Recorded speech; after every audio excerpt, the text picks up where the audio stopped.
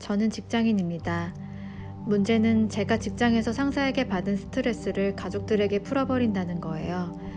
지난주 별것 아닌 일로 상사가 저를 심하게 질책했어요. 너무 화가 나는데 어떻게 할 방법이 없더라고요. 결국 남편과 심하게 싸웠고 얼마 후 남편이 말하더군요.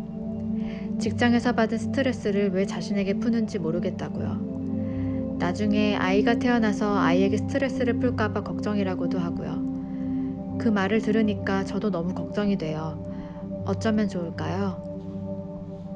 엉뚱한 사람에게 스트레스 풀기는 우리가 살면서 하는 가장 비논리적인 일 중 하나죠.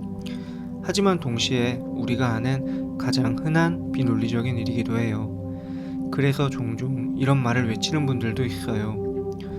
가족이니까 이런 스트레스 정도는 받아줘야 되는 거 아니야? 아니죠. 전혀 아닙니다. 가족과 함께 스트레스를 풀 수는 있지만 가족이 스트레스를 받아주는 샌드백은 아닙니다. 엄마와 같이 컸던 어린아이가 길에서 넘어지는 걸 본 적 있으세요? 어린아이는 넘어지자마자 울지 않아요. 넘어지고 엄마를 봅니다. 그리고 엄마가 놀라는 모습을 보면서 울기 시작하죠. 엄마는 괜찮아 라고 하면서 아이를 달래고 아이는 안심하게 됩니다. 사람은 스트레스가 무엇인지 알고 태어나는 것이 아니에요. 주변 사람, 특히 가족들을 통해서 어떤 상황을 스트레스로 인식하게 되는 거죠. 아이는 길에서 넘어지는 상황을 처음에는 무엇인지 모르다가 엄마가 놀라는 모습을 보면서 아, 이 상황이 안 좋은 상황이구나 하고 인식하는 거예요. 즉, 자신이 어느 정도 스트레스를 받고 있는지 파악하기 위해서 가족같이 중요한 사람에게 스트레스 상황을 알리는 것이 우리는 익숙합니다.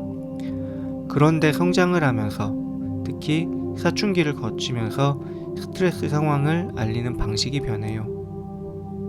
가족이 자신이 겪는 스트레스 상황을 이해하지 못한다고 생각하죠.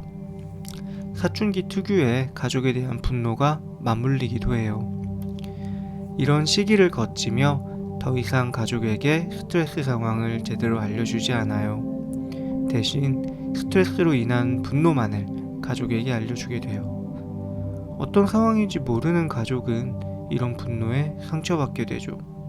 또 이렇게 상처받을수록 관계는 멀어지게 되고요. 일단은 남편분에게 스트레스를 받는 상황에 대해서 설명을 조금 더 해주셔야 할 것 같아요. 설명의 목적은 해결책을 얻기 위한 것이 아니라 공감을 위한 거예요. 이 말도 남편분에게 같이 해주신다면 도움이 될 것 같아요.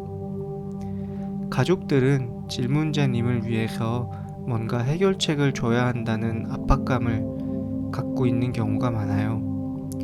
이런 생각을 하면서 얘기를 듣는다면 가족들은 무기력해지고 종종 화가 날 수밖에 없어요.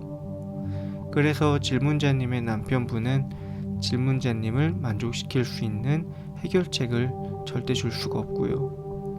이런 이유로 남편분이 질문자님의 하소연을 피하게 되면 질문자님은 남편에게 화가 나게 되죠. 이렇게 직장 스트레스가 가족 간의 스트레스로 바뀌고 악순환이 시작돼요. 만약 남편분이 공감을 잘 못하신다면 역할극을 한번 해보세요. 스트레스 상황을 남편분이 말하고 질문자님이 받고 싶은 공감을 남편분에게 직접 보여주세요. 몇 번 가볍게 역할극을 하다 보면 남편분도 공감에 대해 감을 잡으실 거예요. 그리고 서로의 상황을 더 잘 이해할 수 있게 되죠. 엄마는 울고 있는 어린아이를 쉽게 달래줄 수 있어요. 어린아이와 엄마는 보이지 않는 끈으로 연결돼 있거든요. 하나의 정신적인 공동체처럼요. 그래서 아이 우는 소리만으로 배가 고픈지 기저귀를 갈아줘야 하는지 엄마는 쉽게 알 수 있어요. 하지만 부부는 독립적인 성인이고 서로의 정신적 경계가 뚜렷해요. 그렇기 때문에 우는 소리만으로 의사소통이 될 수 없어요. 그래서 더 적극적으로 대화해야만 해요. 다행히 두 분은 이미 대화할 준비가 어느 정도 된 것 같아 보이네요. 그러니 이제 실행만 하시면 됩니다. 힘내세요.